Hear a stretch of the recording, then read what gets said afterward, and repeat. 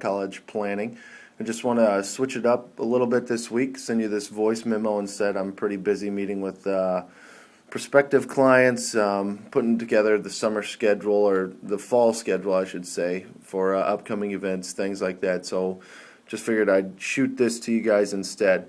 And I want to just talk to you a little bit about what it is exactly that we do as college planning consultants. So, as you know, our goal is to get your child to go to the school of their choice while getting someone else to help pay for it. So basically, what we do, to put it simply, is we help you as a family find money, and that would be free money to you, so not in the form of loans that you need to repay.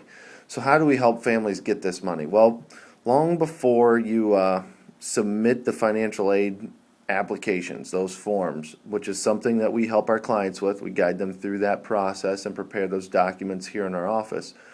But like I said, way before that, there are different ways to cut the high cost of a college education from a strategic standpoint. So before we get into things, there are two types of aid that we focus on, and those would be merit-based aid and need-based aid. I'm going to talk a little bit of how we focus on the merit-based aid. One aspect is simply by making your student an attractive candidate for each school. I'm going to back up a little bit. Merit-based aid is the type of aid that is based on the achievements, the accomplishments of your students. So that would be GPA, test scores, extracurricular activities, any special talents. So that could be athletics, that could be drama, that could be arts, things like that. That's merit-based aid. So the first thing that we kind of look at with students is making them attractive to each school that they're applying to. College admissions is a marketing campaign. It's as simple as that. You may not like to hear that, but really when you are preparing for college and applying to these schools, it is a marketing effort to make your students stand out among others. If you think about it, admission rates at competitive schools are about 15 to 20%. At elite schools, they are much, much lower. So little Johnny or Sarah are vying for about, let's say, 2,000 spots that are going to be available at a college, and there are about 10,000 applicants. You need to make sure that your application, your resume, and your essay express and show what it is about you that makes you different from the herd or from the pack and the others applying. So knowing what the colleges are looking for is a major part of this, and it can help you get a better aid package, actually. Another aspect is to apply to a set of schools that have competed historically with one another. For example, Ivy League schools, you've got a Harvard and a Yale, applying to those, and then that way when the award letters begin to trickle in, you can play them off against one another in efforts and in hopes to get a better financial aid package from each school. Some schools have more money than others, and some are very stingy with financial aid. My task when working with students is to identify the schools where they have the greatest chance of being funded and then help them get into those schools. So that's done through research that we have access to a bunch of data, and we're able to look at and decipher past award histories based on certain students, looking at average GPAs of incoming freshmen and things like that to know and have a good idea of how much money a student or your child is going to be able to get before they even apply. So that's the merit-based aid, and one of the other things we do is help families qualify for need-based aid. Now, need-based aid is based off of the financials of the household, so you're going to be looking at, income and assets of the parent, income and assets of the student, and how that all calculates out and how much aid you are eligible for. So this is where families get hurt the most in terms of qualifying for aid, simply because they don't know how the process works. There are places where you can hold your assets that count against you more than others, and there are some places that you can put your assets and they won't count against you at all. So my task when helping clients in this regard is to make sure they are positioned properly that gives them the optimal chance for increasing their eligibility for need-based aid.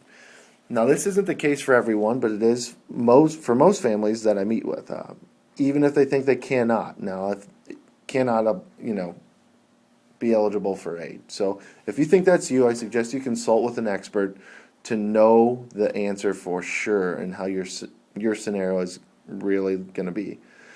How can you set up a consultation? Well, to learn more about your scenario. Well, you can give us a call or you can visit our interactive calendar on our website. That information is here on this email towards the bottom. We'd be glad to see if we can help you improve your college planning scenario in any way. We found that about 33% of families actually we are unable to help. So for instance, a family making about $130,000 a year came into us and their child is looking at going to community colleges or a public school and live at home. Although what we suggest and our advice would improve their eligibility for aid, however, it will not apply to the schools that they're looking for. So that would be, for instance, a way that we're unable to help that family. Even though what we're saying is working and it does improve their eligibility for aid, however, the list of schools that they are interested in is not, our efforts do not apply to that list of schools. The other is when a family is thinking about hiring us and their child has no interest in working with us. It's hard for us to make things work because it is a two-way street. We can set you up, but most who are not motivated in this process, it doesn't end up working the way that they imagined it at the beginning. But those we have helped feel significantly better about how they are going to pay and afford sending their children to college. So that's me being 100% honest. Now, if you fit into one of the categories of clients we can't help, then don't waste your time. There's no sense in trying to pound a round peg into a square hole. But if you're serious about college planning and you want to be guided as to schools that may be good fits for you, for your child, and you want to know what your eligibility looks like and how you can lower your college costs, then go to the link in this letter to get on our calendar for your free consultation. We'll follow up with you and make sure that we get you situated and we can meet with you as soon as we can.